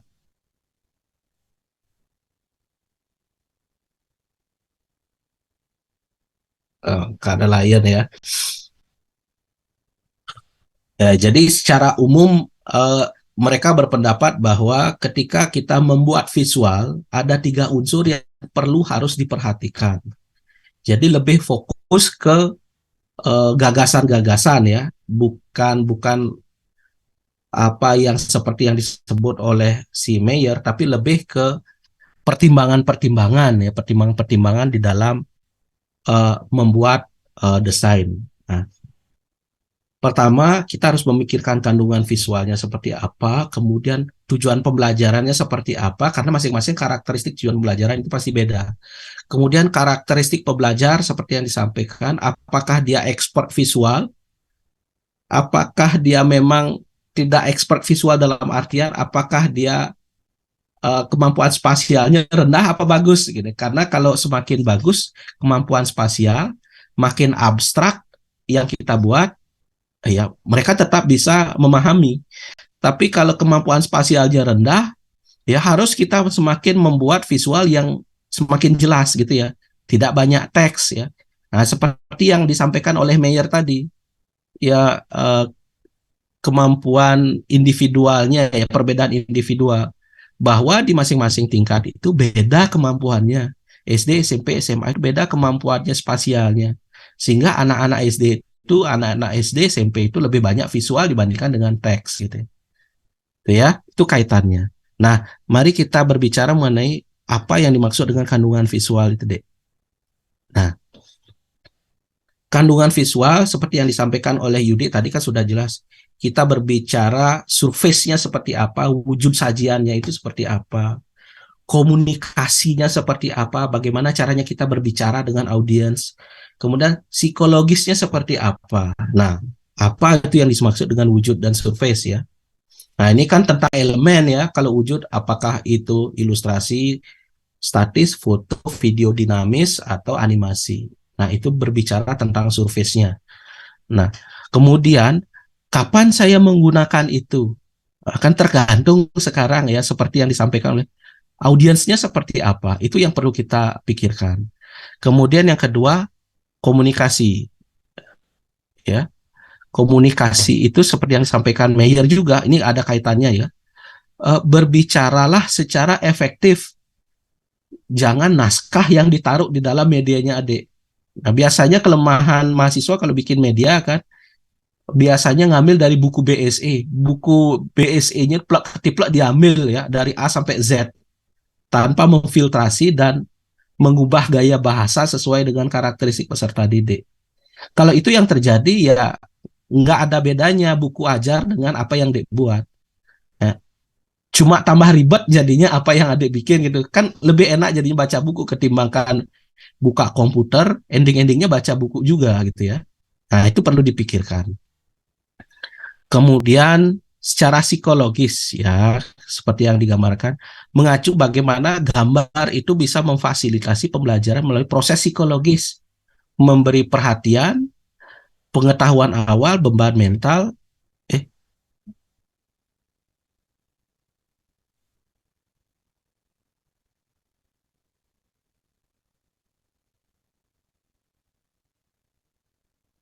sebentar sebentar.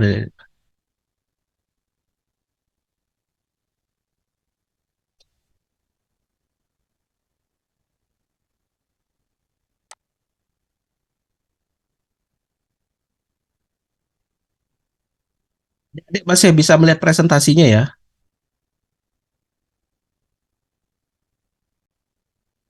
Masih Bapak. Ya, karena saya di sini malah ngeblank ya.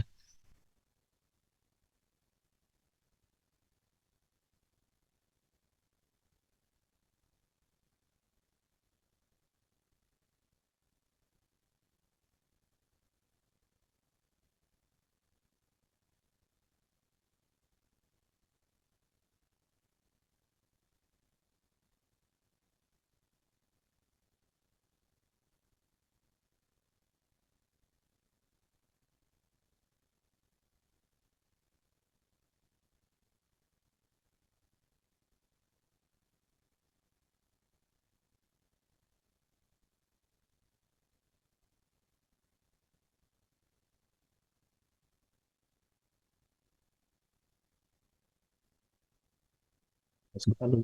Saya ngeblank di sini.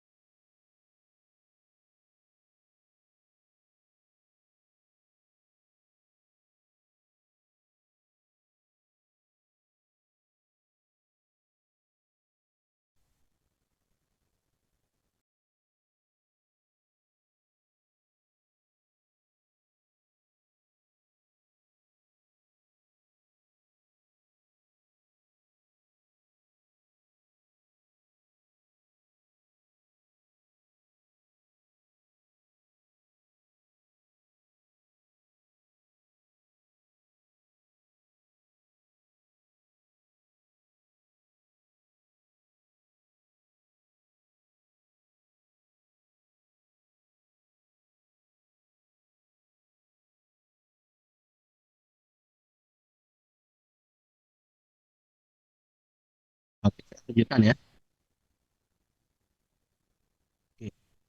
Saya rasa untuk poin 1 dan 2 adik-adik kan sudah paham ya, berbicara mengenai wujud dan pola komunikasi. Nah, yang terpenting itu adalah bagaimana kita bisa membuat daya tarik visual. Nah, itu intinya di dalam poin psikologis ini adik-adik ya. Nah, seperti yang contohnya yang di sini. Holmes. Untuk memudahkan informasi yang lebih besar,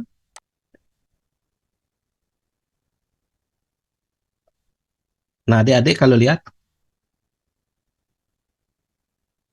kita ringkas dia dengan nama Holmes. Holmes itu apa?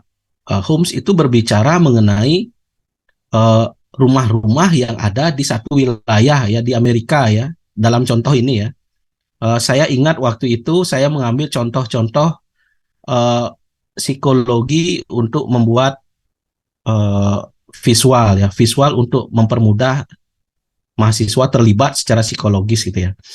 Nah ini Holmes ya. Holmes ini menerangkan terkait dengan informasi mengenai klaster-klaster rumah yang ada di Amerika. Nah, Holmes itu kepanjangan dari Huron, Ontario, Michigan, Erie, dan Superior. Ya.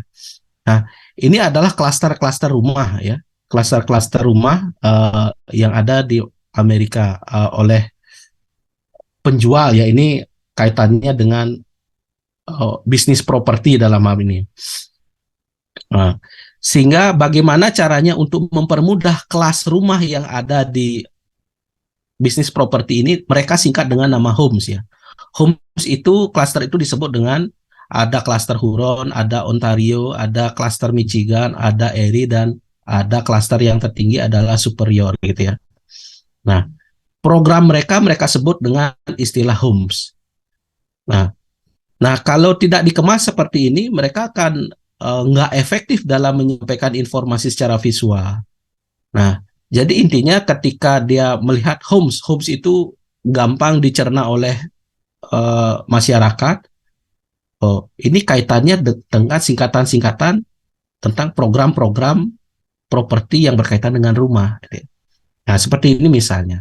Nah, begitu juga adik-adik. Kalau bisa sebenarnya bikin visual yang memang mudah untuk dicerna oleh eh, peserta didiknya. Nah, di sini ada yang dari IPA ya dulu ya. Siapa yang dari IPA di sini ya? Saya, Pak. Oke. Uh, Ajus dulu pasti ingat ketika guru kimianya disuruh unsur-unsur gini ya, nama-nama unsur itu ya. Nama-nama unsur. Iya. Kalau saya dulu disuruh nyanyi ya, nyanyi singkatan-singkatan nama unsur itu. Nah, Iya. nggak tahu kalau Ajus bagaimana caranya mereka gurunya menyampaikan. Saya nyanyi juga Pak, sama pakai Mars Kimia namanya untuk menghafal Gimana tabel aja? periodik. Putus-putus tadi. Kalau saya juga menyanyi juga Pak dengan menggunakan Mars Kimia namanya kalau di sekolah saya. Itu kalau nggak salah kata depannya untuk tabel periodiknya Pak. Iya. Nah, itu dah. Oh, berarti sama ya polanya ya. Oke, sama. Disuruh Jadi mudah menghafal diingat sambil gitu. mudah diingat. Nah, itu diminta keterkaitan secara psikologis adik-adik ya. Nah, ketika kita berbicara prinsip visual, ya prinsipnya seperti itu juga. Ya, sama dengan kalau bahasa Indonesia, kalau kita berbicara tentang daftar pustaka, ya, kita harus ingat anak-anak Nataju Tembit. Apa kata Nataju Tembit? Setelah dipersonalisasi, ternyata Nataju Tembit itu nama, tahun, judul, tempat terbit, penerbit, kan begitu. Kita ingat dengan Nataju Tembit. Otomatis kita tahu begitulah format daftar pustaka. Nah, ketika kita juga membuat visual, kita harus terlatih untuk membuat informasi-informasi ringkas yang bisa mempermudah siswa untuk menghafal informasi. Kan gitu. Nah, sehingga sebenarnya adalah tantangan desainer ini adalah bagaimana menciptakan informasi yang efektif. Ya, bukan hanya sekedar copy paste apa yang ada di buku gitu ya. Nah, ini tantangan yang sebenarnya di sini gitu ya. Ketika kita berbicara prinsip desain visual. Nah, terus prinsip visual itu berkaitan dengan isi dan konten ya. Nah, konten itu akan menentukan bagaimana kita mendelivery informasi gitu ya. Nah, kan secara terminologis pertimbangan tujuan pembelajaran itu agar mempersiapkan grafis seperti sesuai dengan tujuan pembelajaran. Kan begitu. Arah tujuan pembelajaran juga akan menentukan secara visual apa yang harus kita buat gitu ya. Nah, intinya adalah fungsinya yang memberikan dukungan pemrosesan informasi seperti yang disampaikan oleh Yudi tadi ya, baca yang ini ya. Kemudian membangun model mental agar intinya agar kalau verbal saja biar nggak susah diterima gitu ya. Kemudian yang terakhir ada membantu memvisualisasi berbagai tipe konten pembelajaran. Nah, isi berkaitan dengan tipe konten. Nah, ini penting deh. Prosedur seperti apa yang harus divisualisasinya? Konsep seperti apa? Fakta, proses, dan prinsip itu seperti apa? Nah, jadi adik-adik itu harus menentukan dulu prosedur tipologi tujuan pembelajarannya, capaiannya, sasarannya seperti apa? Apakah pengetahuan prosedural, apa konsep, atau fakta-fakta, atau yang lainnya? Ada ya. Nah, ini salah satu yang di samping ini, uh, kalau dibilang prosedur ya prosedur juga kena. Tapi ketika kita berbicara mengenai fakta ya ini ya fakta juga kan. Ya, ketika kita berbicara siklus hujan ya memang ini yang terjadi. Namun ketika berbicara bagaimana alur terjadinya hujan, itulah yang disebut dengan prosedural. Nah, jadi prosedural itu ciri-cirinya adalah ada bagan alir ya adik-adik ya. Setelah ini seperti ini, terus uh, membentuk semacam bagan alir seperti ini. Nah, adik-adik itu penting untuk dikuasai. Apakah itu pengetahuan itu prosedur atau tidak? Nah, biasanya yang paling signifikan nanti kan prosedur karena dia alur bagan itu harus jelas ya. Nah, jangan sampai itu yang salah. Kalau fakta kan mungkin satu gambar utuh, sedangkan prosedural bisa jadi satu dua gambar diperlukan ya, atau gambar dengan diagram alir seperti ini gitu ya. Oke, itu bicara konten karakteristik siswa. Nah, ini yang disebut oleh eh, Ajus ya. Pengetahuan awal siswa harus kita harus bisa ngukur. Eh, karena kita menyajikan informasi jangan sampai main tumpas gitu ya. Kita tidak tahu mereka itu pengetahuannya sejauh mana, tapi kita sudah memberikan sesuatu yang sulit bagi mereka. Kemudian kemampuan spasial ada kaitannya seperti yang saya sampaikan tadi. Kemudian keterampilan literasi visual. Ya, ada yang orang yang memang sedikit saja lihat visual bisa dia menerjemahkan. Ada juga satu orang yang memang nggak bisa, dia hanya gambar saja, harus ada keterangan. Gitu. Nah, adik-adik harus cermat melihat karakteristik-karakteristik peserta didiknya, gitu ya. Nah, biasanya kita sih ngambil tengah-tengah kan begitu ya, umumnya ya. Oh, ini sudah masuk tahapan analisis. Oke. Nah, itu kira-kira yang bisa saya klarifikasi adik-adik. Ada yang ingin ditanyakan terkait dengan gininya prinsipnya si Leon ini?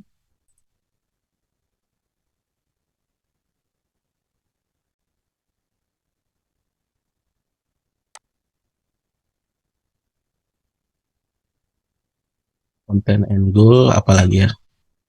Nah, ini sudah content ability. Nah, kalau prinsip desain oleh Robin Williams ini kayaknya sudah gini ya, diberikan oleh Pak Dewo kayaknya nih ya.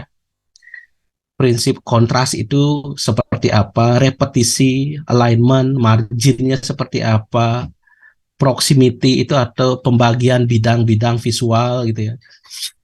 Nah, itu dulu saya rasa di animasi dan di komputer grafis kayaknya sudah pernah dijelaskan oleh Pak Dewo ini. Ya, bagaimana kita memilih warna lewat roda warna gitu ya. Jadi tidak terlalu eh, baru bagi adik-adik ya. Kini sudah spek teknis lah di sini. Oke. Nah, itu kira-kira adik-adik mungkin ada hal yang ingin didiskusikan. Mari kita diskusikan bersama-sama.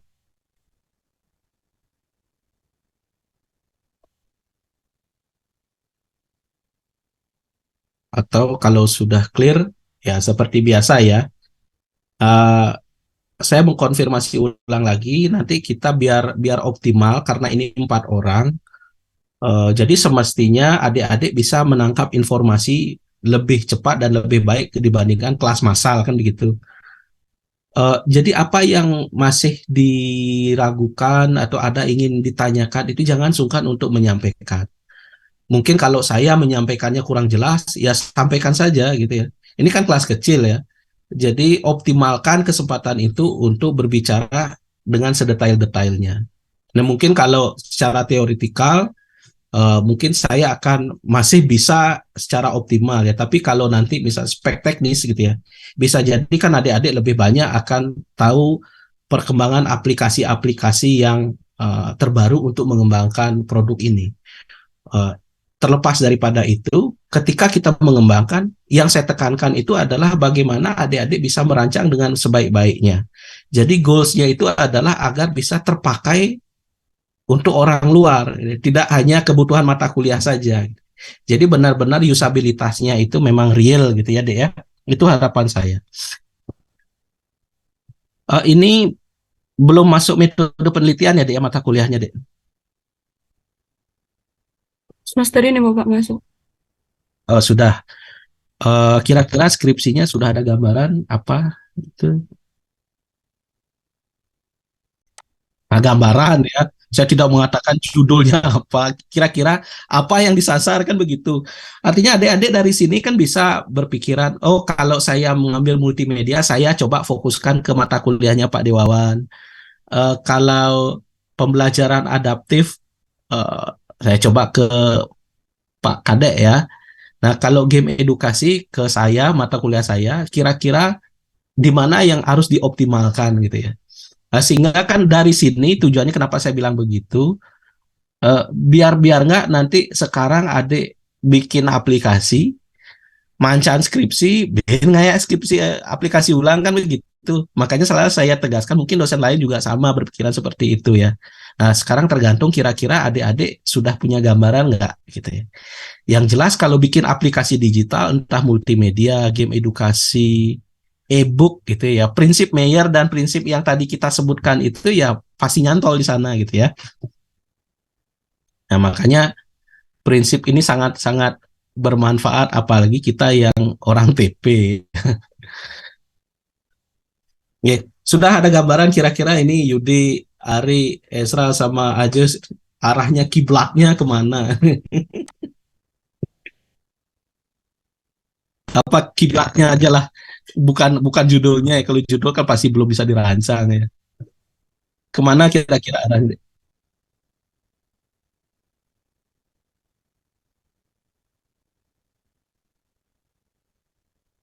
Oh, anak kebutuhan khusus. Ya, berarti software belajar ya. Nah, bagus ya gitu ya.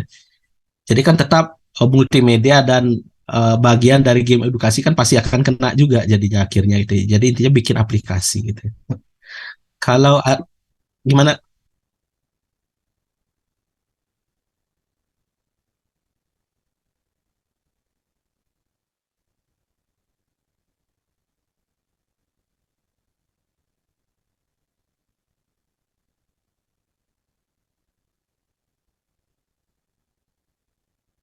eh, mata kuliah apa kemarin? Kok menarik ya?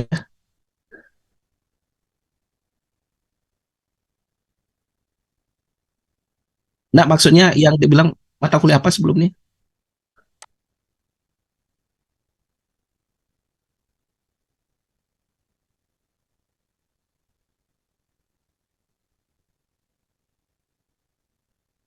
Nah, nah yang dibilang tadi itu loh, sebelumnya ada mata kuliah yang meminta ada game edukasi gitu yang P2M maksudnya Pak. oh Iya P. PKN. Oh, PKM-nya siapa saja di sini?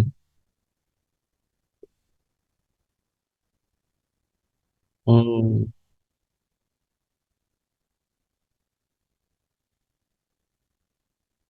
Karena pendidikan inklusi ya. Nah, jadi kalau pendidikan inklusi itu kan spesifik ya, inklusinya tentang apa kan? Inklusi itu kan berkebutuhan khusus deh ya.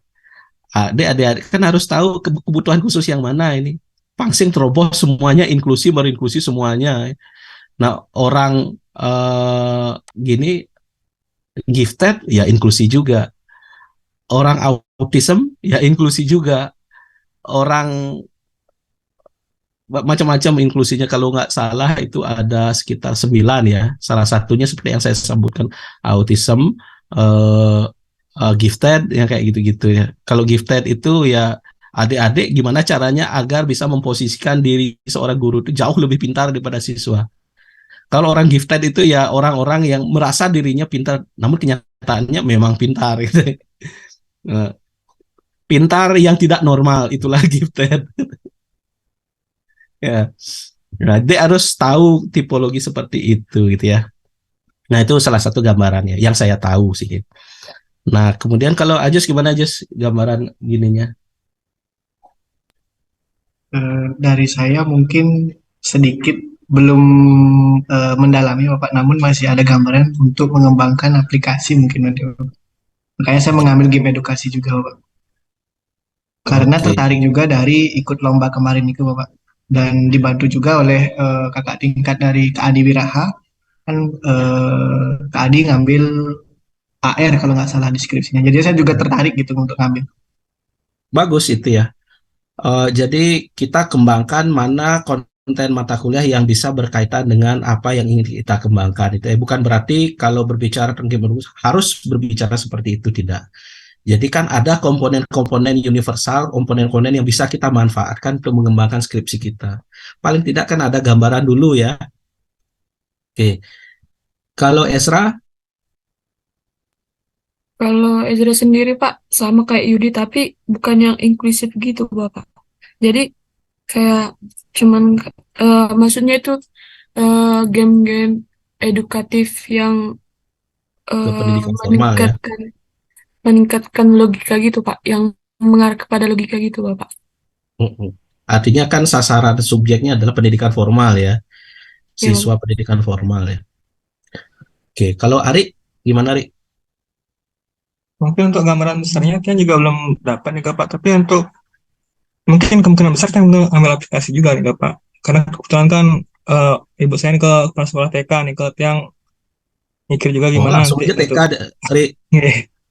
Nah, jadi itu kan artinya kita bisa bisa gini, dan skripsinya pun bisa mengarah ke TK jadinya gitu ya. Entah itu aplikasi yang non game edukasi gitu ya. Apakah itu mau ngambil game ataukah tidak game ya nggak masalah. Tapi yang jelas TK itu kan sekarang menjadi sasaran sasaran yang paling potensial ya. Inklusi TK, nah itu sekarang mulai potensial karena kan baru ada regulasi mengenai pembelajaran berbasis IT di TK dan inklusi kan. Nah kalau dulu kan masih saklek nggak boleh kan. Sekarang kan sudah mulai itu. Nah kan bisa dikembangkan seperti itu. Ya bagus ya kalau kalian sudah punya gambaran. Nah ini bukan berarti saya meminta agar adik-adik mengikuti mata kuliah ini. Namun apa prinsip-prinsip yang bisa dipetik dari mata kuliah ini silahkan diterapkan dari prinsip pengembangan skripsinya ya.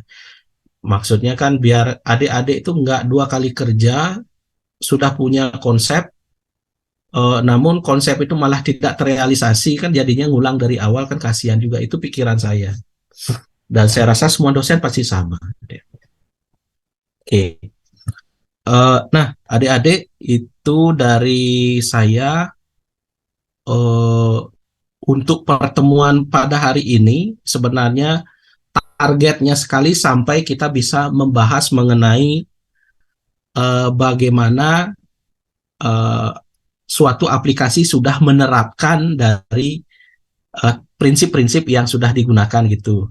Nah, kemarin kan saya sudah menyampaikan ke Ajus ya, eh, kalau bisa nanti kita sharing aplikasinya seperti apa, bukan berarti sharing sharing kasih aplikasinya. Nah, nanti dipresentasikan. Jadi kita akan membuat semacam instrumen nanti untuk memetakan apakah aplikasi yang dibuat itu sudah menerapkan teori-teori yang ada, itu ya. Nanti adik-adik berdasarkan teori yang sudah ada, dicoba dipetakan prinsip Meyer seperti apa, kemudian apakah sudah diterapkan dengan baik atau tidak. Kalau tidak, keterangannya seperti apa, gitu ya. Semacam analisis deh ya. Jadi kan lebih banyak seperti ini. Biar nggak kita kebanyakan retorika saja, satu hari kita berbicara tentang teori, tapi adik-adik tidak menggunakan. Nah, yang saya tegaskan nanti itu prinsipnya Meyer itu sudah pasti ya. Kemudian mungkin saya akan batasi saja yang berkaitan dengan sistem transfer informasi ya. Prinsipnya Meyer, kemudian prinsipnya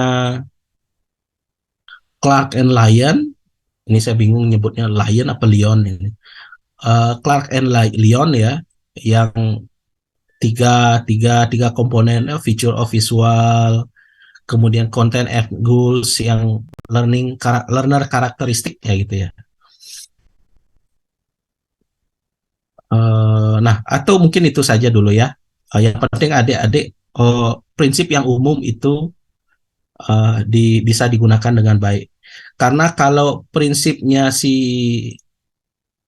lore ya tadi ya, jadi prinsipnya lore itu sebenarnya ya mirip-mirip dengan semuanya ya, mirip-mirip dengan prinsipnya si Meyer dan Clark and Lyon tadi ya. Selection, nah kalau berbicara memilih selection kan memilih konten yang sesuai, visual yang sesuai, bagaimana itu kita seleksi. Kemudian mengorganisasi, kemudian selanjutnya mengintegrasikan. Nah, berbicara mengintegrasikan itu sama dengan prinsip dari Clark and Lyon yang berbicara tentang psikologi, desain psikologi visual. Bagaimana caranya akan membuat visual yang seperti tadi, yang Holmes yang tadi itu loh. Ya, itu yang dimaksud oleh prinsip integration oleh Lorne tadi ya.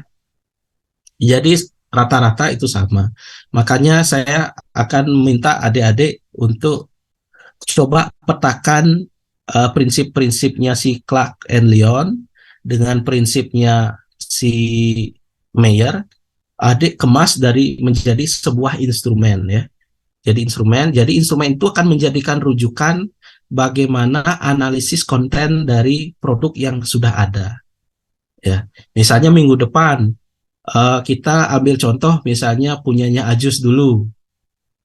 Kan Ajus yang tahu seluk-beluk dari siapa audiensnya gitu ya. Kita belajar menganalisis. Selanjutnya tugasnya adik-adik adalah mencari satu aplikasi, kemudian melakukan analisis yang mendalam berdasarkan instrumen yang dibuat. Nah, instrumen ini ke depannya bisa digunakan sebagai instrumen untuk skripsinya adik-adik, ya. Utamanya untuk prinsip desain, kan kita ketika berbicara mengenai pengembangan ada 3 jenis validasi, ya. Validasi konten, validasi desain pembelajaran, dan validasi elemen media. Nah, apa yang kita pelajari ini sekarang masuk ke ranah desain ya. Validasi desain, transfer pembelajaran, informasi pembelajaran. Nah, kontennya ini bisa digunakan sebagai elemen kalau adik-adik membuat aplikasi gitu ya. Sudah dapat instrumen juga gitu. Ya kan, sekali mendayung 2-3 pulau terlampaui ya, ini gitu ceritanya ya. Ya kan tergantung adik-adik mau atau tidak gitu. Ya, itu ya. Nah, itu saja dulu bertahap. Nah, ketika nanti mengembangkan media berbasis utilize, ya tetap saya minta adik-adik itu membuat manual ya. Membuat manual, kemudian cara kerjanya seperti apa, kemudian ADDI juga nanti tahap untuk pengembangan media by design kan juga mengikuti alur ADDI. Analisisnya seperti apa, itu harus jelas runtutannya. Saya berharap adik-adik bisa menciptakan satu laporan yang utuh yang bisa dimanfaatkan untuk ke depan, bukan hanya untuk kuliah saja. Oke, saya rasa itu saja yang bisa saya sampaikan adik-adik untuk pertemuan hari ini. Untuk teknis tugasnya nanti akan saya tuliskan. Jadi biar nggak secara verbal saja. Kadang-kadang kalau verbal nanti menerka-nerka jadinya, gitu ya. Nanti akan saya kirimkan langsung ke grup ya. Oke, saya rasa untuk pertemuan hari ini bisa kita cukupkan ya. Eh, saya ucapkan terima kasih atas atensi adik-adik. Mudah-mudahan ya dapat manfaat dari apa yang kita pelajari hari ini. Saya ucapkan selamat siang. Saya tutup dengan menghaturkan para mesanti. Om Santi Santi Santi. Selamat beraktivitas adik-adik ya. Baik, terima Selamat kasih siang. Bapak. Terima kasih Pak. Terima kasih Bapak.